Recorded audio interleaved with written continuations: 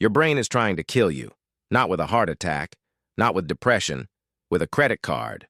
Right now, sitting inside your skull, there's a 3-pound lump of meat that spent 200,000 years evolving on the African savanna.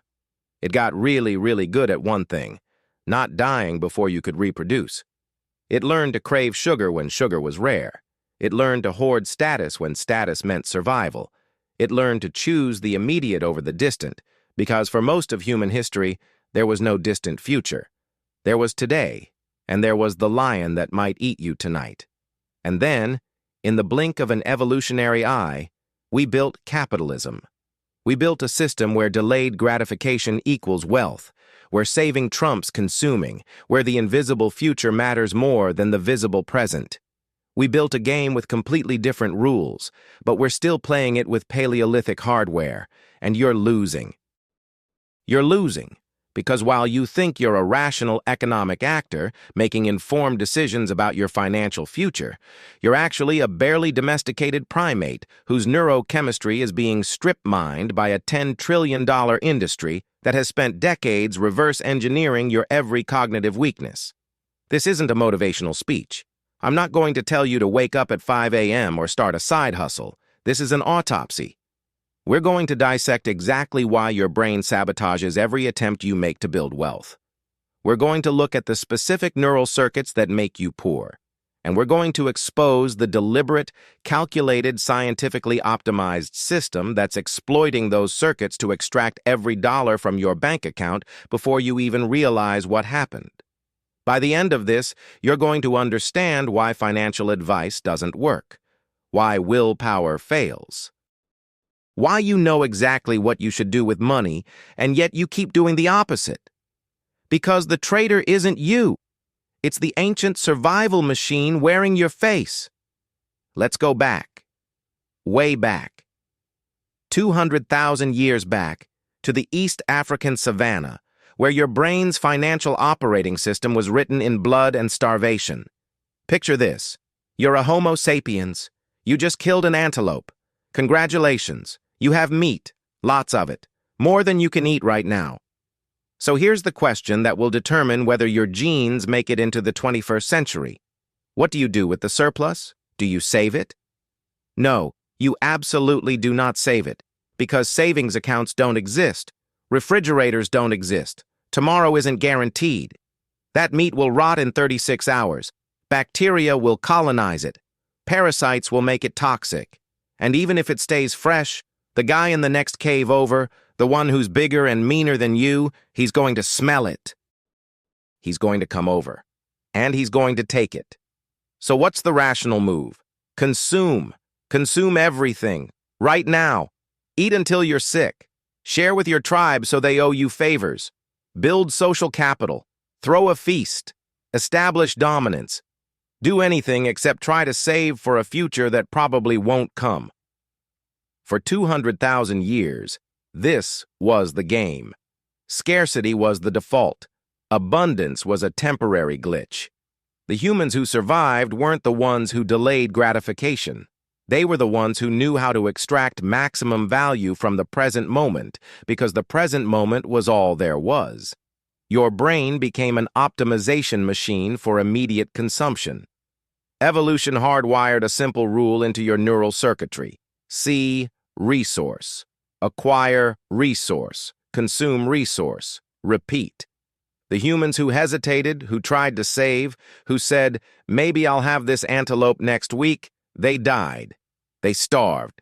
They got killed by the guy who didn't hesitate. Their genes disappeared. Your genes didn't disappear, which means you are the direct descendant of the most impulsive, present-focused, consumption-addicted primates who ever lived. You inherited their brain, their reward circuits, their temporal discounting mechanisms, their complete inability to value anything they can't see, touch, or eat right now. And that brain was perfect. For 50,000 generations, it kept your ancestors alive. It made them successful. It was the Ferrari of survival machines. And then we invented money. Money is the most unnatural thing human beings have ever created. It's a piece of paper or a number on a screen that represents future value, not present value. Future, Hypothetical, abstract. You can't eat it. You can't wear it. It doesn't keep you warm. By itself, it does nothing. Its entire value depends on a collective hallucination that it will still be worth something tomorrow. Your Paleolithic brain looks at money in a savings account the same way it looked at that rotting antelope meat. It sees waste. It sees lost opportunity. It sees resources that could be consumed right now being stupidly, irrationally, suicidally hoarded for a future that might never come. This is the disconnect. Modern wealth is built on a mechanism, delayed gratification, that evolution specifically trained you to reject. The game changed. The rules changed. But your brain didn't get the memo. Now let's talk about dopamine, because this is where it gets really dark. You've heard that dopamine is the pleasure chemical, right?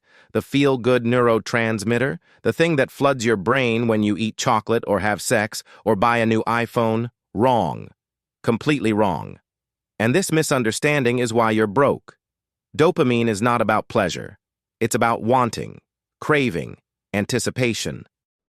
It's the neurochemical that says, "There's a reward over there, go get it." It's the engine of motivation, and it fires hardest not when you get the thing, but right before you get the thing. This was discovered by a neuroscientist named Wolfram Schultz in the 1990s. He was studying monkey brains. He'd give a monkey some sugar water, and he'd watch the dopamine neurons fire. But here's what he noticed. After a few trials, the dopamine didn't spike when the monkey tasted the sugar. It spiked when the monkey saw the light that predicted the sugar was coming. The anticipation, not the reward. The anticipation. He kept experimenting. He made the reward unpredictable. Sometimes the light meant sugar. Sometimes it didn't. And the dopamine response went insane. The uncertainty, the maybe, the gambling element, that's what sent dopamine through the roof. The monkey's brain was screaming, "Keep trying, you might get it this time." Now think about what this means for spending money. The best part of buying something isn't owning it. It's the moment before you own it. It's scrolling through Amazon at midnight. It's adding things to your cart. It's imagining how good you'll feel when it arrives. That's the dopamine hit. That's the high. And then it arrives. You open the box. You use the thing for a day, maybe a week, and the pleasure evaporates. Because dopamine isn't about having, it's about hunting. And once the hunt is over, once you've caught the prey, your brain gets bored and starts looking for the next hit. This is called the reward prediction error. Your brain constantly predicts how good something will feel, and then it compares the prediction to reality. And reality almost always disappoints. The anticipation is better than the reality. The wanting is better than the having. Which means you're neurologically wired to love buying things more than owning things. You ever notice how good it feels to click buy now? That little rush? That's not happiness.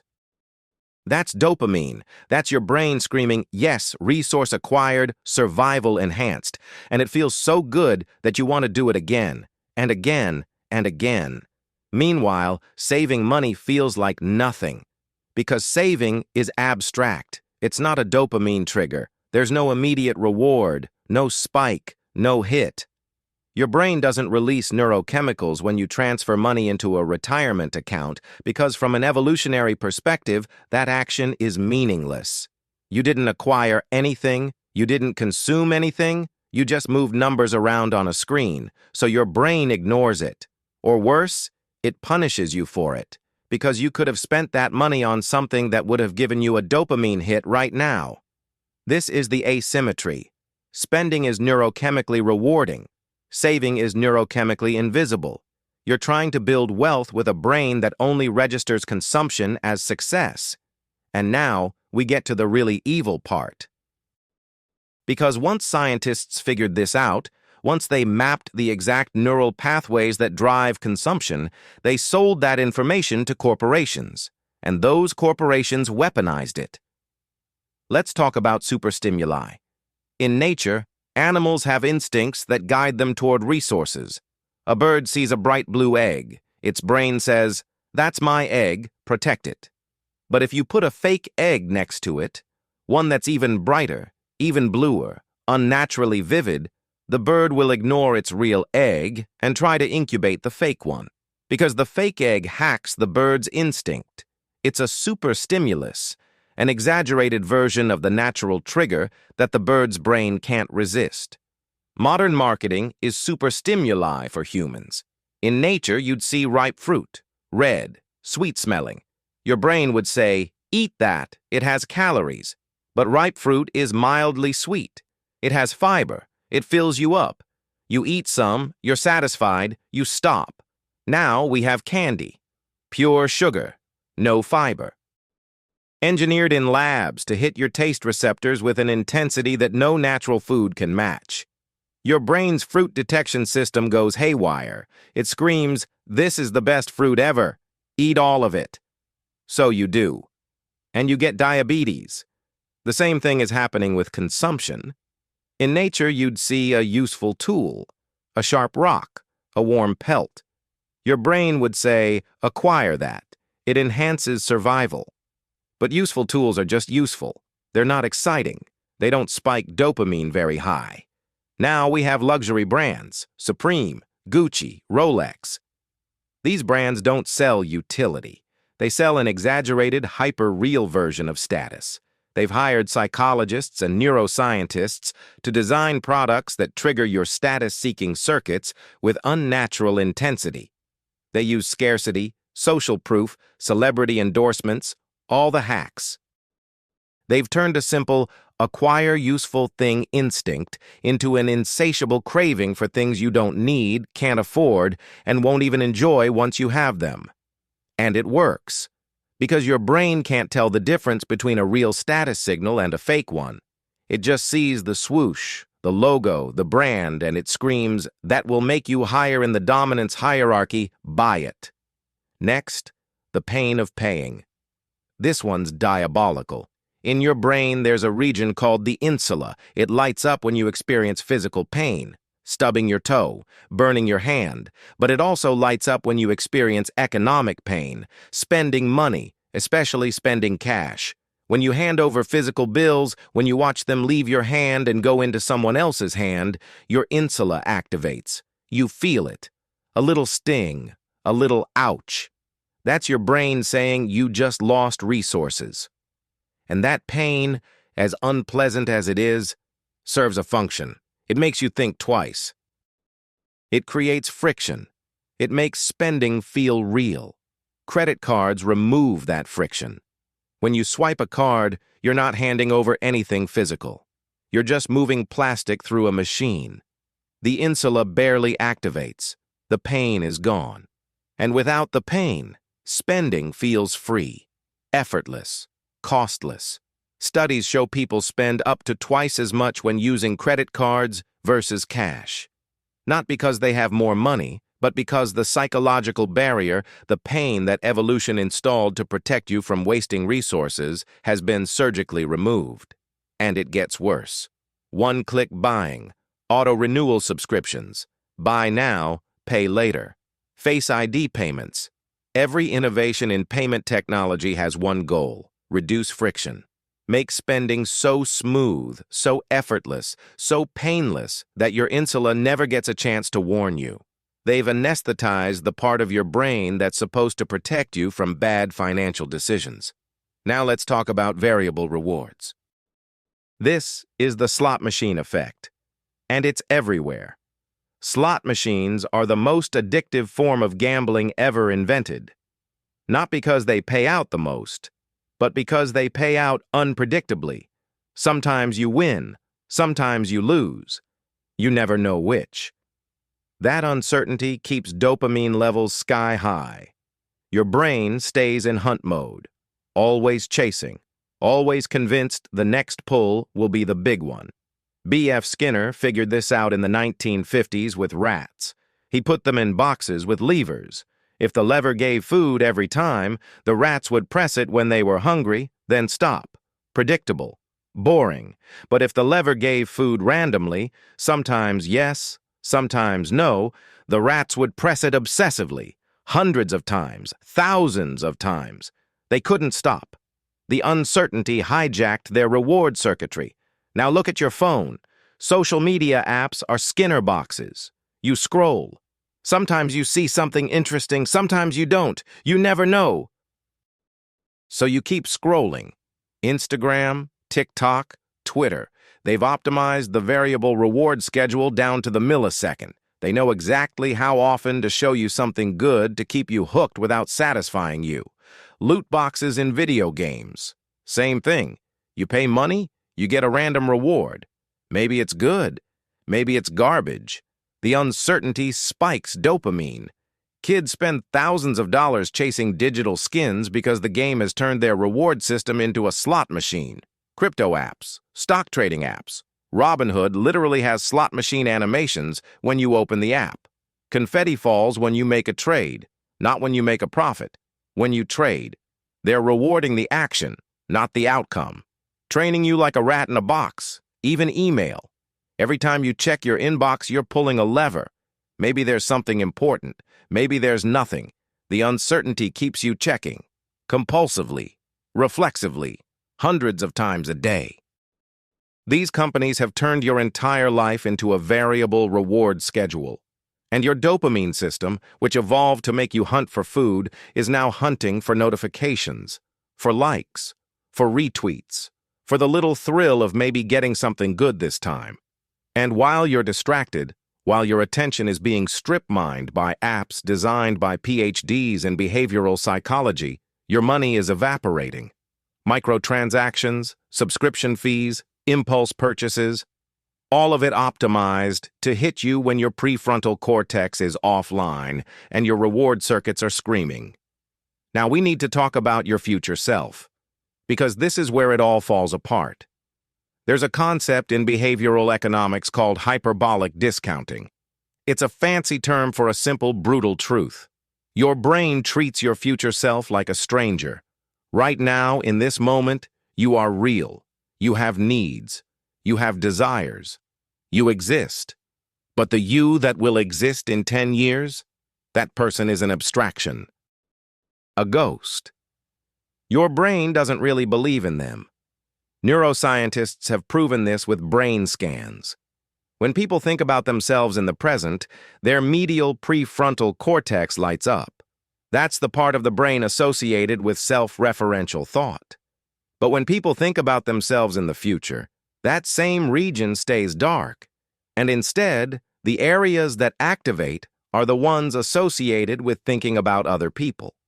Your brain literally processes your future self as if they were someone else, a stranger you'll never meet. Which means when you're deciding between spending money now or saving it for retirement, your brain isn't weighing your current happiness against your future happiness. It's weighing your happiness against some random stranger's happiness, and you're going to choose yourself, every time. This is why you know you should save for retirement, and yet you don't. This is why you know compound interest is powerful, and yet you spend the money anyway. Because intellectually, abstractly, you understand the math. But emotionally, neurologically, the future doesn't feel real. Economists call this present bias. The technical definition is that people overvalue immediate rewards and undervalue delayed rewards, even when the delayed rewards are objectively larger. You'd rather have $100 today than $110 next month, even though waiting is the rational choice. But it's worse than that, because the discounting isn't linear. It's hyperbolic, meaning the value of a reward drops off dramatically the further away it is. $100 today feels way more valuable than $110 next month. But $110 in a year feels almost the same as $110 in 13 months. The distant future is all equally blurry and worthless, so you steal from your future self, constantly. Every time you swipe that credit card, every time you skip a contribution to your savings account, every time you choose the dopamine hit now over the security later, you're robbing someone. And that someone is you, future you, the stranger in your brain. And future you is going to be broke, and miserable, and trapped, And they're going to look back at current you with rage and contempt, wondering why you sold them out for a pair of sneakers and a streaming subscription. But you won't care. Because right now, they're not real. So what do? How do you fight a brain that's evolutionarily wired to sabotage you? How do you win a game when the casino is inside your skull? First, the 72-hour rule. This is the simplest, most effective intervention you can make. When you want to buy something, anything non-essential, you wait 72 hours. You don't tell yourself no. You just tell yourself not yet. Here's why this works. Your brain has two systems. System 1 is fast, emotional, instinctive. That's the Paleolithic brain, the dopamine-driven, impulsive, I want it now brain. System 2 is slow, rational, analytical.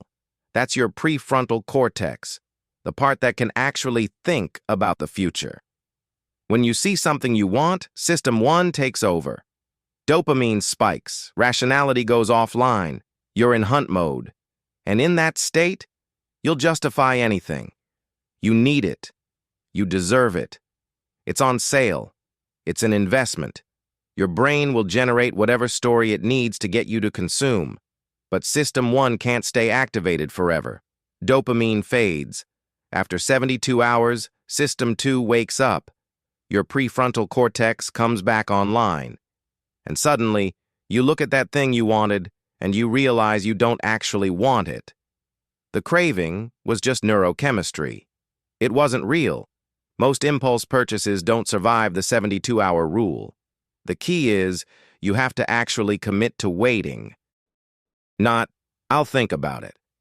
That's too vague. You have to set a timer. Mark it on your calendar. Make it concrete. Tell your brain, yes, but not yet. Second, use cash. I know, it sounds absurd. Cash is inconvenient. It's outdated. But that's exactly why it works. Remember the insula? The pain of paying? Cash reactivates it. When you have to physically hand over bills, when you watch your wallet get thinner, your brain registers the loss. You feel it. And that pain creates hesitation, friction, a moment where System 2 can intervene. You don't have to use cash for everything, just for discretionary spending, entertainment, restaurants, shopping, the categories where you lose control. Withdraw a set amount at the beginning of the week. When it's gone, it's gone. No credit cards, no backup, just the physical limit of what's in your hand. It's a pain. That's the point. Spending should be a pain. Evolution made it a pain for a reason. Credit cards remove the pain, and now you're drowning in debt. Bring the pain back. Third, automate your savings. This is the nuclear option. If you can't trust your brain to make good decisions, remove the decision entirely. Set up automatic transfers. The day your paycheck hits your account, before you even see the money, a percentage disappears into savings, into investments, into retirement accounts. You never touch it. You never think about it. It just happens. This works because it exploits the same laziness that makes you poor. Your brain defaults to the path of least resistance. If spending is easy and saving is hard, you'll spend. But if saving is automatic and spending requires effort, you'll save. Not because you're disciplined, but because you're lazy. The key is to make the transfer immediate and irreversible. Not, I'll save whatever's left at the end of the month. There's never anything left. Not, I'll move it into savings and keep it there. You'll move it back. It has to be automatic, and it has to be untouchable. Treat your future self like a separate person, because to your brain, they are. You wouldn't steal from a friend, so don't steal from future you. Lock the money away where present you can't get to it. Here's the thing. None of this is easy, because you're not fighting laziness. You're not fighting lack of discipline. You're fighting 200,000 years of evolution. You're fighting neural circuitry that was optimized for a world that no longer exists. You're fighting a $10 trillion industry that has weaponized your own biology against you. And the worst part? They're winning. Consumer debt in America is over $16 trillion. The average person has less than $1,000 in savings. 78% of Americans live paycheck to paycheck. Not because they're stupid, not because they're lazy, but because the game is rigged at the neurological level. Your brain is a Paleolithic survival machine trying to navigate a 21st century economic landscape, and it's losing, badly. But now you know. You know about dopamine. You know about the insula. You know about hyperbolic discounting. You know about variable rewards and superstimuli and the pain of paying. You know the enemy. And the enemy is you, the old you, the primate you, the you that's been running on autopilot, following instincts that made sense on the savannah, but are suicide in a capitalist economy. So you have a choice. Keep letting that primate drive. Keep making the same decisions. Keep wondering why you're broke despite knowing better. Or acknowledge that your brain is sabotaging you and start fighting back. Build systems. Create friction. Automate the good choices. Remove the bad ones. Treat yourself like the irrational, impulsive, dopamine-addicted animal you are and design your life accordingly. Because willpower won't save you. Knowledge won't save you. The only thing that will save you is understanding that you can't trust your own brain and then building a cage around it before it bankrupts you. The trap is biological, but the escape is mechanical. And the clock is ticking. Good. You made it this far. That means you're either genuinely interested in unfucking your financial life or you're procrastinating on something important. Either way, let's keep going. Because there's another layer to this. Another mechanism your brain uses to keep you poor that we haven't talked about yet. And this one's particularly insidious because it masquerades as rationality. It's called mental accounting. And it's the reason you'll spend $50 on drinks without thinking twice, but you'll drive across town to save $3 on groceries. Here's how it works. Money is fungible. That's econ speak for a dollar is a dollar is a dollar. It doesn't matter where it came from or what you earmarked it for. A dollar in your savings account has the same value as a dollar in your wallet has the same value as a dollar you found on the sidewalk. But your brain doesn't see it that way. Your brain creates categories, mental buckets, and it assigns different values to money depending on which bucket it's in. Money you earned from working feels different than money you won in a poker game. Money in your checking account feels different than money in your retirement fund. Money you budgeted for rent feels sacred. Money you budgeted for entertainment feels disposable. This is completely irrational, but it's also completely predictable. And once again, it's rooted in evolutionary logic that made sense in the Paleolithic and makes you poor in the modern world. Back on the savannah, different resources had different values. Meat was precious. Water was critical. Pretty shells for decoration were nice to have, but not essential.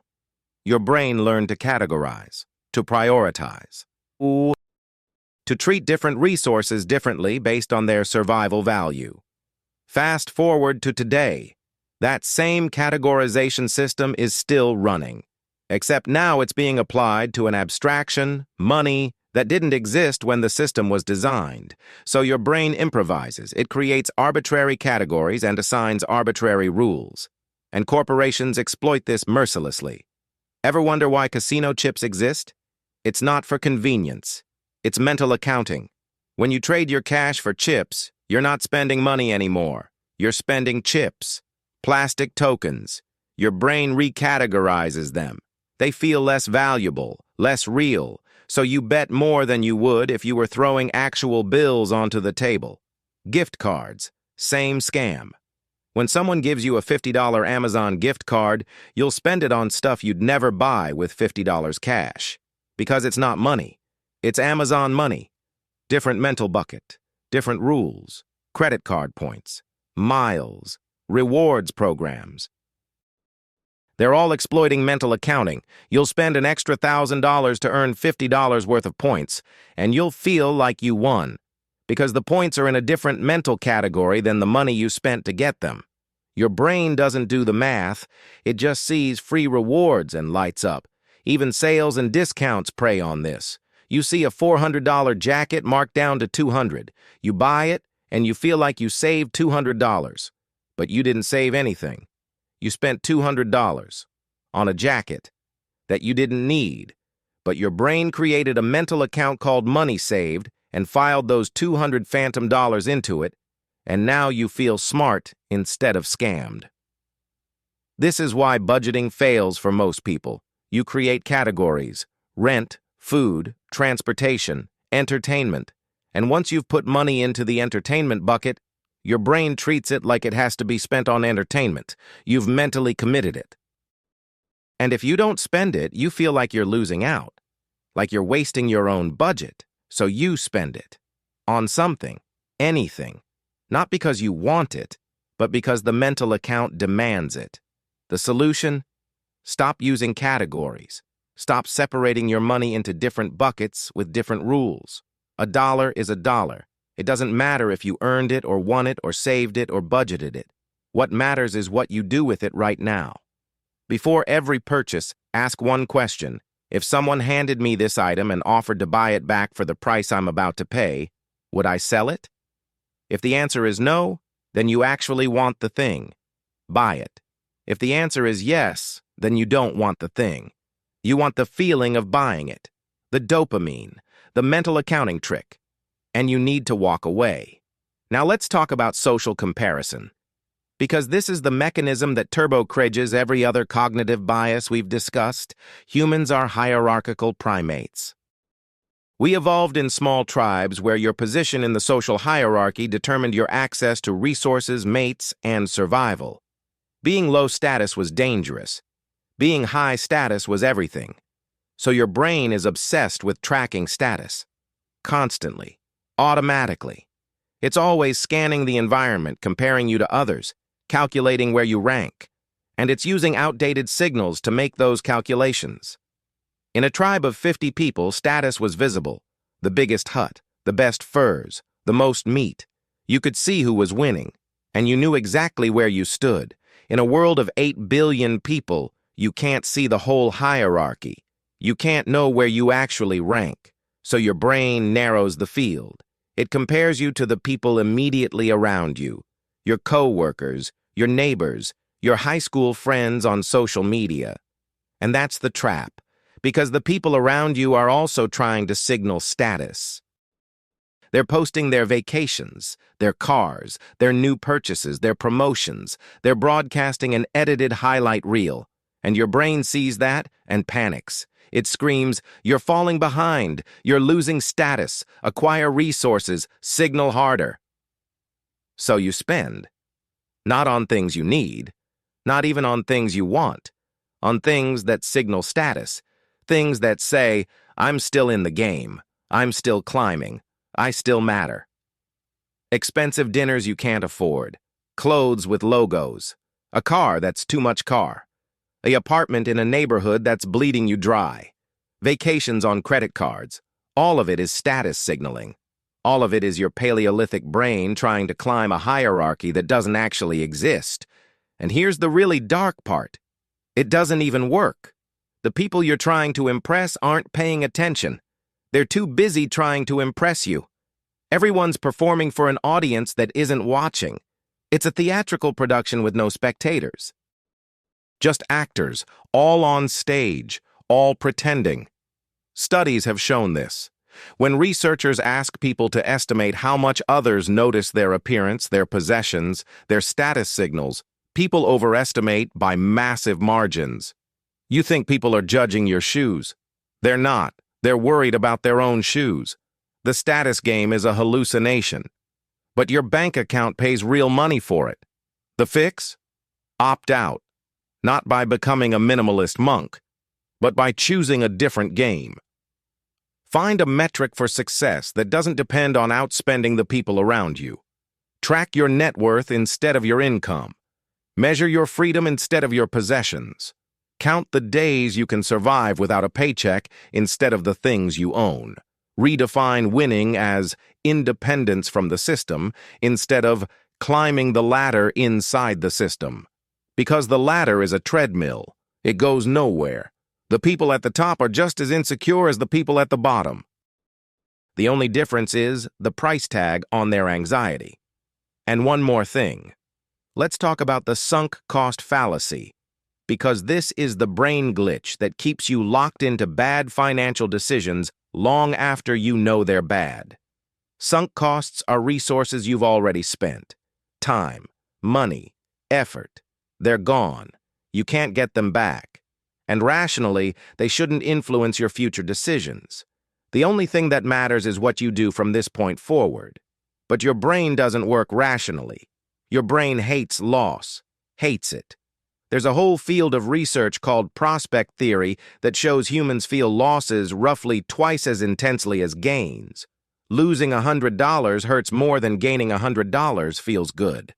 So when you've already invested in something, a failing business, a bad relationship, a degree you don't want, your brain desperately tries to avoid admitting the loss. It tells you to keep going, to invest more, to double down. Because if you quit now, all that previous investment was wasted, and waste is intolerable. This is how people end up in debt spirals. They put $1,000 on a credit card. They know it's bad, but they've already done it, so they rationalize it, and then they put another 1,000 and another. And at each step, quitting feels like admitting failure, like wasting everything they've already spent, so they keep going, deeper and deeper. Because the sunk cost, the amount they've already lost, makes the idea of stopping unbearable. Here's the truth. The money is gone. The time is gone. Whether you quit now or quit later, you don't get it back. The only question is whether you're going to lose more going forward. If you're in a hole, stop digging. It doesn't matter how deep the hole already is. It doesn't matter how long you've been digging. The depth of the hole is a sunk cost. It's irrelevant. The only thing that matters is whether the next shovel of dirt makes things better or worse. And most of the time, it makes things worse. Cut the loss. Walk away. Declare bankruptcy if you have to. Tank your credit score. Disappoint the people who invested in you. Admit you were wrong. Because the alternative is spending the rest of your life trapped in a prison you built trying to avoid admitting you made a mistake. Your ego will hate it. Your brain will scream. But your future self, the one who's not drowning in compounding debt, will thank you. Okay. We're near the end. And you might be thinking, this is bleak. If my brain is this broken, if the system is this rigged, what's the point? Why even try? Here's the point. You're not your brain. You're the thing observing your brain, the thing that can notice the dopamine spike and say, oh, that's interesting. My reward circuit is activating. I wonder why. The thing that can recognize the mental accounting trick and override it. You have a prefrontal cortex. That's the part of your brain that evolved most recently, the part that can plan, simulate futures, override instincts. It's weak, it gets tired, it's slow. But it's there, and with the right systems, you can amplify it. Every technique I've given you, the 72-hour rule, using cash, automating savings, they're all prosthetics for your prefrontal cortex. They're ways to outsource self-control to the environment so your weak, rational brain doesn't have to fight your strong, emotional brain directly, because you'll lose that fight every time. Willpower is finite. Instinct is infinite. You can't out-discipline your dopamine system, but you can design a life where your dopamine system doesn't get triggered in the first place. Remove temptation, delete the shopping apps, unsubscribe from marketing emails, block the websites, make bad decisions harder and good decisions automatic. You're not trying to become a different person. You're trying to become a person who doesn't have to make decisions, because decisions are where you fail. This is the irony. Financial freedom doesn't come from discipline. It comes from building a system so robust that discipline becomes irrelevant. The wealthy don't have better brains than you. They don't have more willpower. They just have better systems. Their money gets invested automatically. Their spending is capped by structures they can't easily override.